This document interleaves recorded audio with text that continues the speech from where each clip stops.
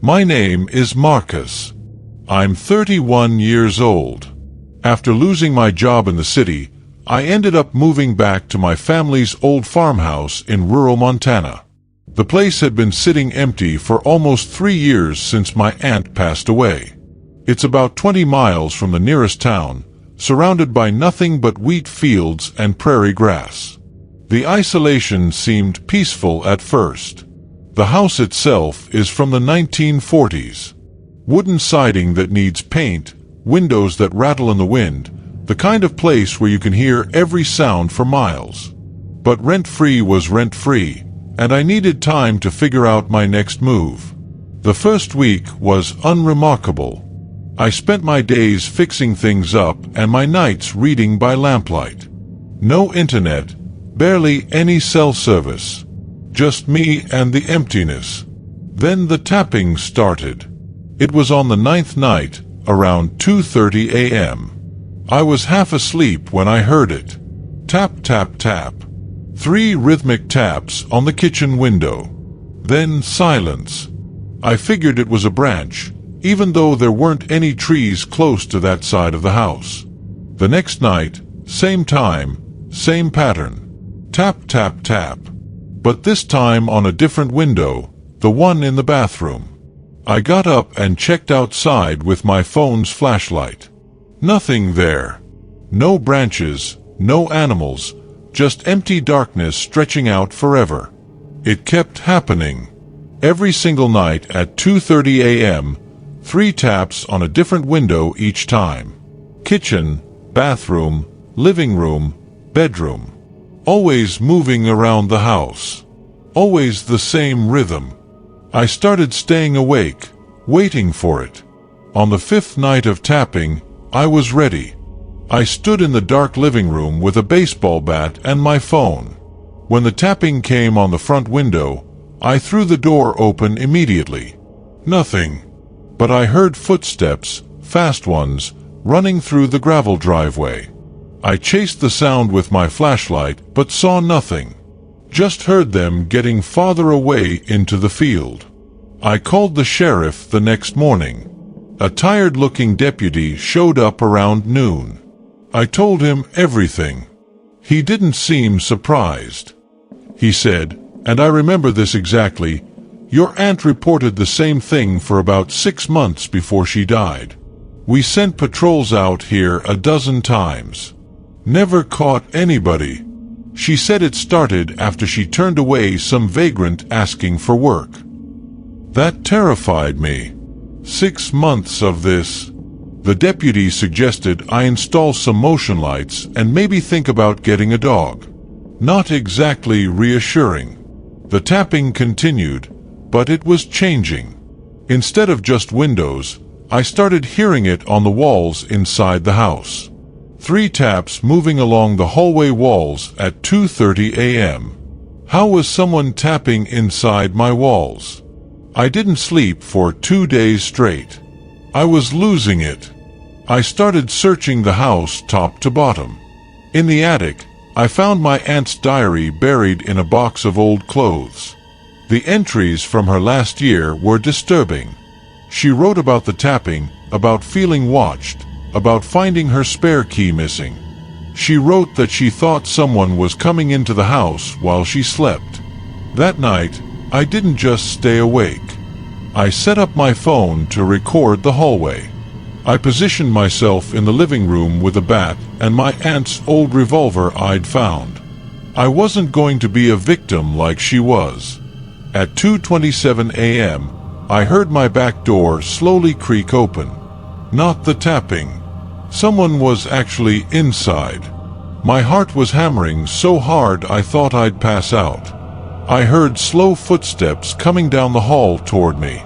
I switched on every light in the house at once and stood up, pointing the gun toward the hallway. "I have a gun and I've called the police," I shouted, my voice cracking. The footsteps stopped. Then they started moving faster, running toward the back door. I heard it slam. I ran to the window and saw a figure sprinting across the field in the moonlight. Tall, thin, wearing what looked like a long coat. I fired one shot into the air, not at them, just to scare them. The figure kept running until they disappeared into the darkness. When I checked the back door, the lock was fine. They had used a key. I called 911 immediately. The sheriff himself came out this time with 2 deputies. We searched the property at dawn. About a quarter-mile into the wheat field, they found a makeshift camp. A tarp stretched between posts, a sleeping bag, empty food cans, and most disturbing, dozens of photographs. Photos of the farmhouse. Photos taken through the windows. Photos of my aunt. Photos of me. The deputies said it looked like someone had been living out there for months, maybe years. They never caught whoever it was. The camp was abandoned by the time we found it. But they took the evidence, including the photos. The sheriff told me that there had been similar cases in rural areas across 3 counties.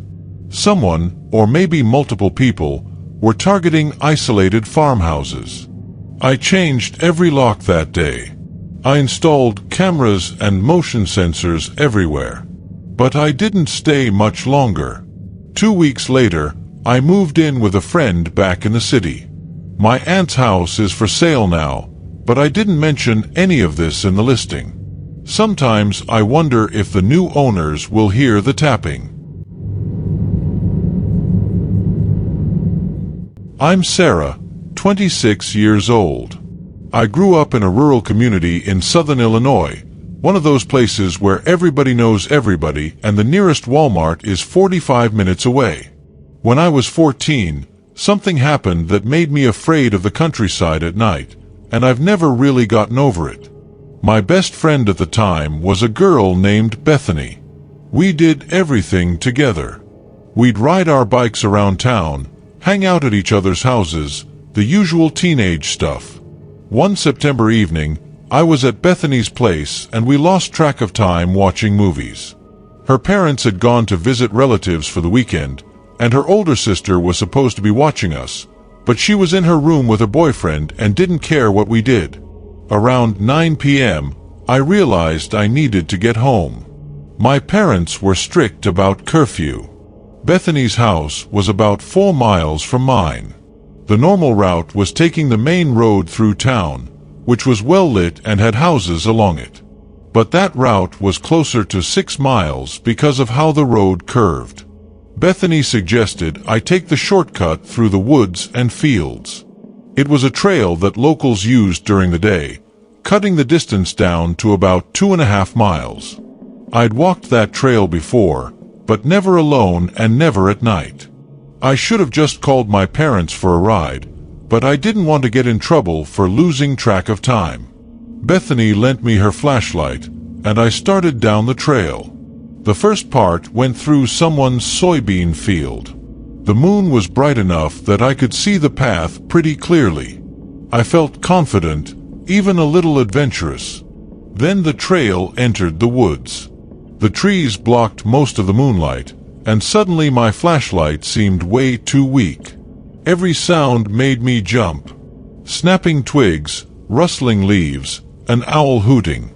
I walked faster, telling myself I was being ridiculous. Then I heard whistling behind me.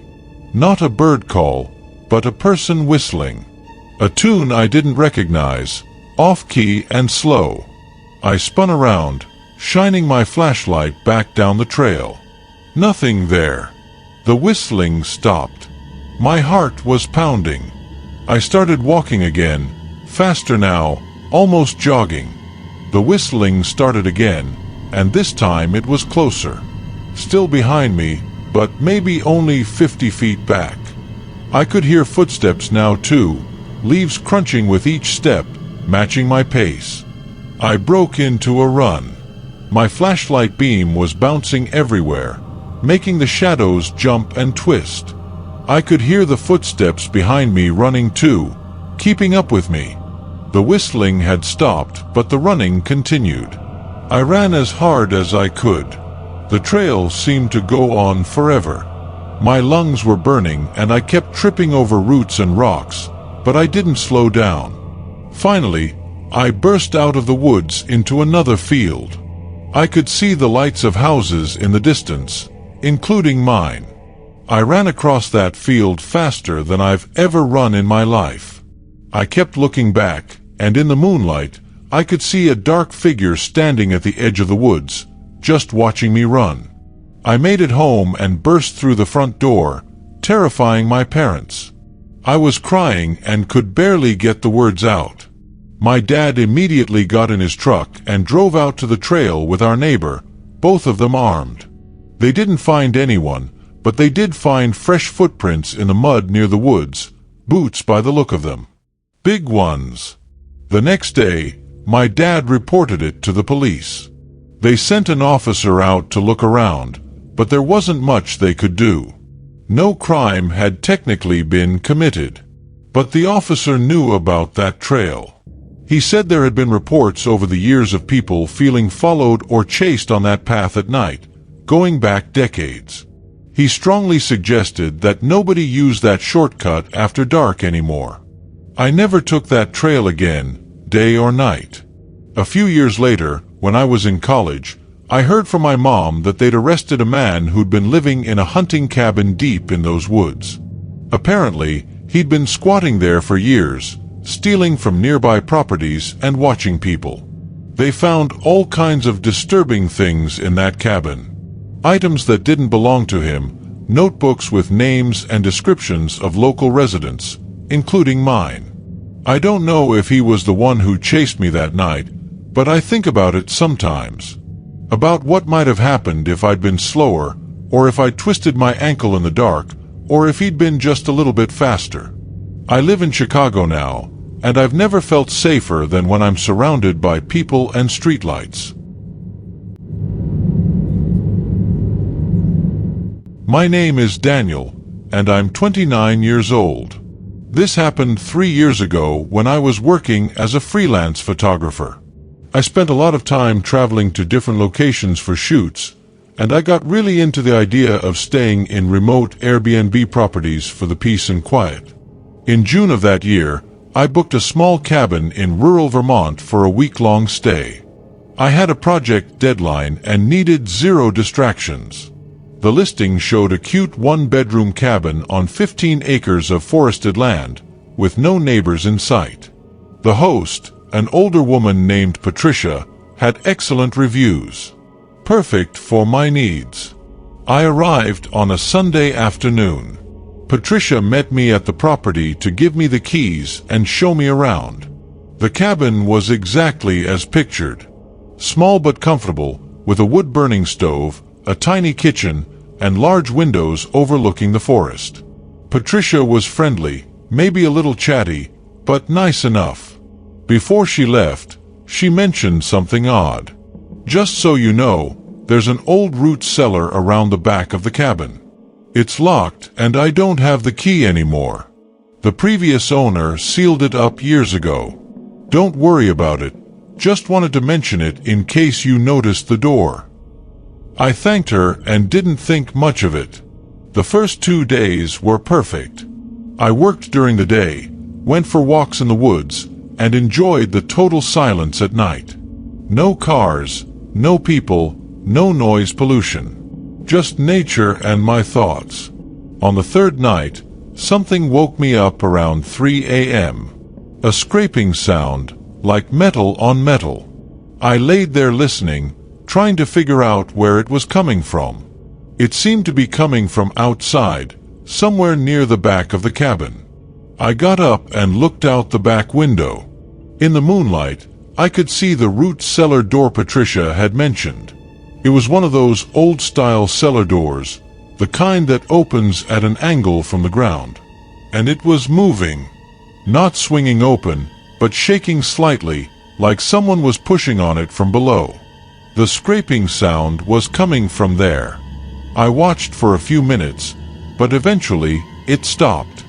I convinced myself it was an animal or the wind, even though there was no wind that night. The next evening, I was making dinner when I heard the scraping again. This time it was still light out, around 7 p.m. I decided to go check it out. I walked around to the back of the cabin and approached the cellar door. It was secured with a heavy padlock and chain, both rusted with age. I knelt down and called out, "Hello? Is someone down there?" Stupid question, but I asked it anyway. Nothing. Total silence. Then, from below, I heard a single knock. Deliberate and clear. One knock in response to my voice. I backed away from that door so fast I almost fell. I went inside, locked every door and window, and called Patricia. She didn't answer. I left a voicemail asking about the cellar and whether anyone else had access to the property. She called me back an hour later. She sounded concerned when I described what I'd heard. She insisted that nobody could be in the cellar because it had been sealed for 12 years. She said the previous owner had closed it off after problems with animals getting in. She offered to come by the next day to check it out, but I told her I'd wait. That night, the scraping returned at 3 a.m. louder this time, more insistent. Then I heard something new. A voice. Muffled and distant, but definitely human. It sounded like someone calling out, but I couldn't make out the words. I didn't sleep the rest of that night. I sat in the living room with my car keys in my hand, ready to leave at any sign of trouble. Patricia showed up the next morning with her husband and a bolt cutter. We all went to the cellar door together. Her husband cut through the chain and padlock, and we pulled open the heavy door. A set of stone steps led down into darkness. The smell that came up was awful, like rot and mildew. Patricia's husband had a big flashlight, and he went down first. I stayed at the top, not eager to see what was down there. He was down there for maybe 3 minutes before he came back up, his face pale. He said the cellar was empty except for some old shelves and broken jars. But there was something disturbing. Fresh scratch marks on the inside of the door. Deep gouges in the wood, like someone had been clawing at it from the inside. And in the dirt floor, someone had scratched out words, "Help me and let me out." We called the police immediately. When they arrived and investigated, they found something even more disturbing. Hidden in the corner of the cellar, under some rotted burlap sacks, was a sleeping bag, water bottles, and food wrappers. All recent. Someone had been down there, but the entrance had been padlocked from the outside. There was no other way in or out. The police searched the property and surrounding woods, but didn't find anyone. They theorized that someone might have been squatting in the cellar and locked themselves in accidentally, then escaped somehow before we opened it. But that didn't explain the scratches or the messages. And it didn't explain how they could have been making noise if they'd already escaped. I packed my things and left that day. Patricia refunded my money without question, apologizing repeatedly. A few weeks later, she emailed me to say that the police had closed their investigation without finding anyone. But she decided to sell the property because she couldn't stop thinking about it. She mentioned that after I left, other strange things happened. Items moved around inside the cabin when nobody was there, doors found unlocked that she'd secured, and neighbors reported seeing lights in the cabin windows late at night when it was supposed to be empty. I never found out what was really happening at that property. Sometimes I think about those scratch marks and that voice I heard. I wonder if someone was actually trapped down there and got out, or if something else was going on. Either way, I don't do remote cabin rentals anymore. I stick to hotels in town where there are plenty of people around.